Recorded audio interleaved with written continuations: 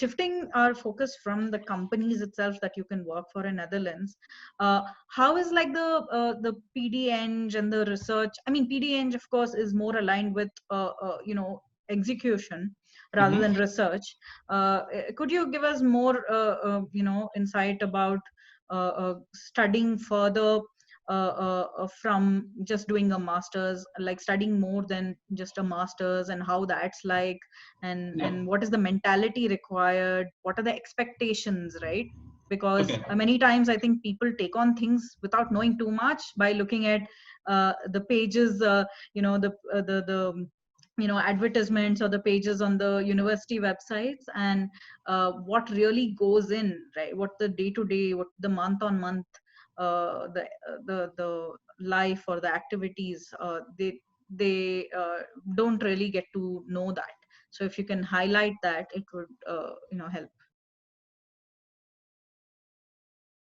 I can speak mostly about the Netherlands and Eindhoven especially. Yeah, So that's good. Yeah, Eindhoven is known for its industry collaborations. So our university is extremely linked with the industry. So we have a lot of, like, even like the ASML concepts, we have those concepts actually taught in class. I So see, I see. we, we, So we industry and university work very closely together. yeah, so basically the industry has a problem, they approach the university to kind of solve it. The university, the professors kind of dumb it down a little bit, and they give it to students as kind of assignments and class That is projects and stuff like that. amazing. That is So amazing. That we've never seen happen in India, right? Like, yeah, yeah. Okay. Cool. Cool. so Great for to hear that.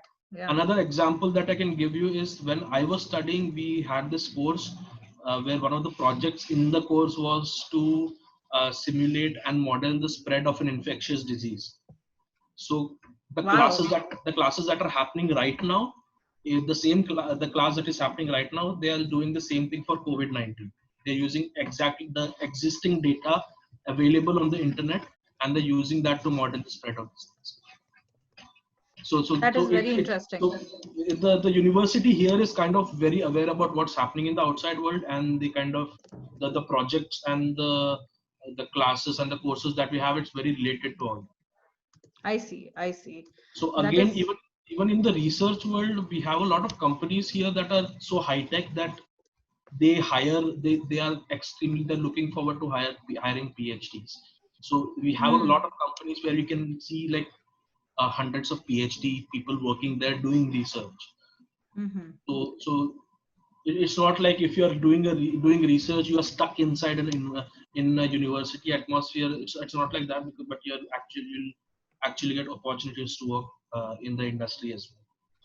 So, okay, so PhD doesn't mean that, okay, you enter academia and then become a professor. It's more, so that you get a certain expertise in a certain area, so that, you can help the company do research and, Yeah, yeah, maybe make progress that way. yeah. So Because research is led by the industry then, in that no, case. it depends. The industry, sometimes the research is led by the industry, sometimes it is the university that does it. So we have kind of have a different sets of researchers in the Netherlands as well. We have some working in the industry who are doing we are doing in the industrial in the industry there, but there are also researchers doing research in the university. So that research in the university is kind of exactly like the research happens elsewhere. So it kind of ends up being stuck in the university thing as again, Oh, I unless see. unless they showcase it to industries and they say, okay, we want that technology and we want to work with you. So the university kind of helps with that as well. Yeah. Okay, I see. Very interesting. So, okay, let's say somebody wants to, do a PhD or a PDN. What is the mindset required? And, is there just a different mindset required to go through this kind of a program? Because, it's a longer program. That means, you spend long hours trying to master very difficult subjects and all Mhm. sorts of courses all by yourself, right? It's not like there is much spoon feeding or textbooks that are going to aid you. You have to do a lot of self learning. There's a lot of self motivation required. So can you talk about like the mindset, the mentality, and the attitude with which one does a post master's degree? Okay, I think for starters, people who have done masters here will find it easier to be more adaptive there, because the Dutch kind of culture is slightly different from the culture in Indian universities and stuff. So, for example, for starters, the Dutch people are really direct. So there are people who are new to the Netherlands who feel that the Dutch people are very rude, but they're not like that. They're very direct. Just So that the culture is different, yeah, right? and also even the education system is kind of different. So in the masters, in unlike India where we are studying like 4 or 5 subjects for 6 months, and then we are giving these 4 or 5 exams at the end of 6 months. Here we have something called quartile. So we are studying 2 3 subjects for 3 months. We're giving an exam for those, then we have to take another 2 3 subjects for 3 months, and That's it's very very flexible. interesting. Yeah, That's it's very all, interesting. Could you say more about that? Because it's such a different thing to what we are doing here, right? yeah. Like, what are the advantages of something like the quartile system? I think the advantages is that the you are breaking down your timetable into smaller chunks, so you can, it allows it allows flexibility in the subjects. So I can, let's say, choose a particular subject. I say I want to do this subject in the first quartile, and I want to do a particular subject in the third quartile of the year. So I have that flexibility of moving my timetable around. So what happened with me was, once I took a subject in the first quartile, and I thought, midway I thought, okay, this is getting a little too much stress for me. So I dropped that subject. I took it again in the third quartile and cleared it. So it Great, allows a lot of great. flexibility. Yeah, yeah, that's very important also, right? Yeah, but it also is, it's also a little different, strange for Indian students who come in, because they are not used to giving exams every 3 months. Right, that is true. Yeah, so for me Um, also it was a bit difficult in the beginning. I think for the mhm. first 6 months or so, it was a bit strange giving exams every 3 months, or always being in the zone to give exams. But yeah, it kind of gets, you get used to it. Okay. So then with regards to okay, more about the mindset required. Could you speak more about that? Like, what did you Oh yeah, find that is a useful mindset to have? And because Indian education system prepares you in a certain way, and you develop a mindset around yeah, that, okay. and you have So to change yourself in order to succeed elsewhere, right? yeah, so the mindset I would say is be direct. Don't beat around the bush. You can speak your mind to people. Just don't be rude. Just, you can speak it politely. So being direct does not mean being rude. So one more different thing from India is you call people by their first names. So if you end up calling someone sir, they kind of feel weird about it. So uh, then again, be direct, be punctual. The Dutch people are really big about punctuality. So if you're supposed to start a meeting at like 5 or something, and they kind of close the doors, you have to be on time. And what the Dutch people they really like, and what they kind of follow, is they all have an agenda. They have a schedule of things that they do every day. So even in their social life, they have an agenda. That is very So interesting. So they value their time, they value other people's time, and they yeah, plan activities, right? yeah. So even if I want to invite a friend for a party at my place, I need to tell him to put it in his agenda. So because if it's not there in his agenda, he won't come at all. So That is it's kind of interesting. yeah. So it ends up in their cultural life. They are direct, they are straightforward, and I see. they're very disciplined in their kind of agenda. So with respect to that, how does a student from India navigate the the university there when they go to do masters, right? Because the system is suddenly different. What do you have to do? Do you have to become a good time management, good at time management? Do you need to plan out your studies by yourself? Do you get help if you're stuck somewhere? How does that work? First of all, we all have, every department has a counselor. They also have people to talk to if they need help. We also have regular sessions. We have something called a careers lab or skills lab or something like that, which has regular sessions on time management and all these things. So you can attend those if you want to. You have help if you want to, but no one's coming and spoon feeding. So if you want to help, you have to ask for it, and then you'll get it. That's interesting. So they try to set you up for success by giving you access to things that you need to in order to succeed in the university, right? Yeah. So even Okay. for me, for my example, what I did was during my masters, we have something called a list of courses that we can take, we can choose from. Those are the specialization subjects. And then we also have a list of free subjects which you can take up from any department in the university. So even the professors are flexible. So when I found out that there was a project, there was a subject which is in this free section, which I would like to make it my specialization. So I went and talked to my academic director and stuff, and they were like, okay, you can put this in your specialization. So they allowed me an additional subject in the specialization stuff. So they're kind of, if you want help, you just go and ask for help and you'll get it. That's very interesting and refreshing to hear. um, and let's say, you know, somebody's facing trouble during college, right? Like let's say something has not worked out. They thought this degree was for them, but they realize it's not for them. Yeah. What are the options in that situation? Well, for starters, you can drop out.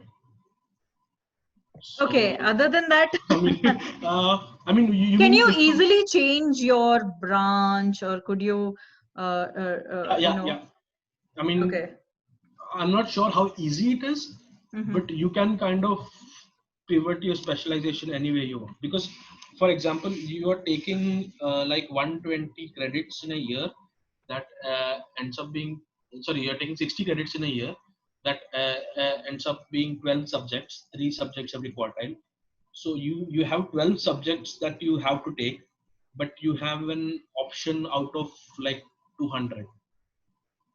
You have you have like option out of 50 for a specialization, and then you have like 3 subjects which you can pick up from the entire university anywhere, any Okay, department. I So see. you can end up with a degree saying one thing, but you can have a specialization in something else. I see. I see. And how about the student life? How is the student life there? Student life is a lot of fun, even in fact in the Netherlands as well. Dutch people are very welcoming, but again, Dutch people are a little private, to be honest. They enjoy their private life. Yeah, I mean, which is they're slightly different from India, where, you know, many people are very public in the sense that, you know, there are large groups and people enjoy huge amounts of company at all times. yeah. Privacy is a little low. Yeah, yeah. Just a bit of example that international students here, when they have birthdays, for example, they organize a party. They go out to a pub, or they have a party at their homes. Or they find like a terrace or somewhere where they can have a party or a barbecue or something. Dutch people, when they on their birthdays, they celebrate it with families, and they do not really care about socializing with friends on their birthdays or something. So they're kind of very private about things.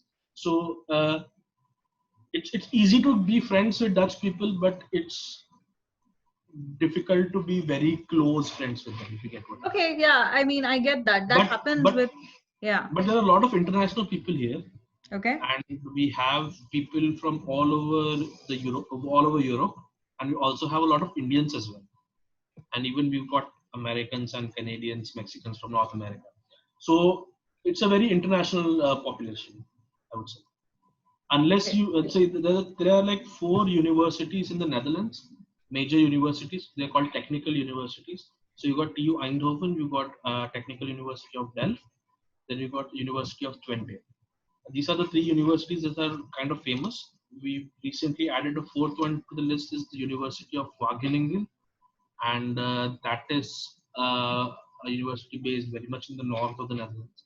And I don't think there are many international people there because it's not a very not a relatively known university. The I remaining three, see. there are a lot of Indians, there are a lot of international people. So student life is not a big issue. I see. And what about let's say the cost of living and things like that? How does that pan out? Is it more expensive than the US? Do you have any idea? No, Or it's definitely cheaper than the US. I see. So I see. my education fees across the 2 years were like uh, 25,000 euros, and on top of that, let's say 10,000 euros per year additionally. So around That is for 50,000. living expenses, is it? Yes, so I would have spent like 50,000 euros over the 2 years of my masters. I see. Uh, And of course, and, PDN you would have received a stipend or something like that, no, the right? PDing, I was able to do it without having any extra money. So Okay. there I was getting a salary, Mm-hmm. and that salary was enough to get me a student accommodation, and Mm-hmm. was enough to let me like travel around Europe and Oh, save some money, nice. well, buy things that I want and stuff like that. So it's Great. not a bad salary. It's a decent salary. Oh, that's great. So the costs then compared to US are Is far lesser, because in the US I would think that it costs anywhere from maybe 40,000 US dollars to 70,000 US dollars or more just for 1 year of um, school fees. This it's is definitely apart. cheaper. I've Yeah. spent like 50,000 euros for the entire of 2 years, Yeah, entirety of two yeah. years, So it's dramatically cheaper to go to the Europe. I mean, I and wish I knew about this because I didn't, and and this yeah. includes this 50,000 euros almost includes traveling almost all over Europe, uh, like going out every weekend, and also includes like additional things that I have to buy, like a bike, and I bought a screen for my TV, and I got a new phone and stuff like that. So I Okay, would say this interesting. entire it includes almost everything. I see. So could I you think also, yeah, that's one of the advantages of being in Europe, right? Like you can travel to all the neighboring countries and stuff like that. So could yeah. you speak more about the visa situation? Like from India, if you apply and get an admit in Netherlands college, what is the visa that you should apply for? How easy is it to get? Now And you what what all does the visa cover? Like where can you go with that?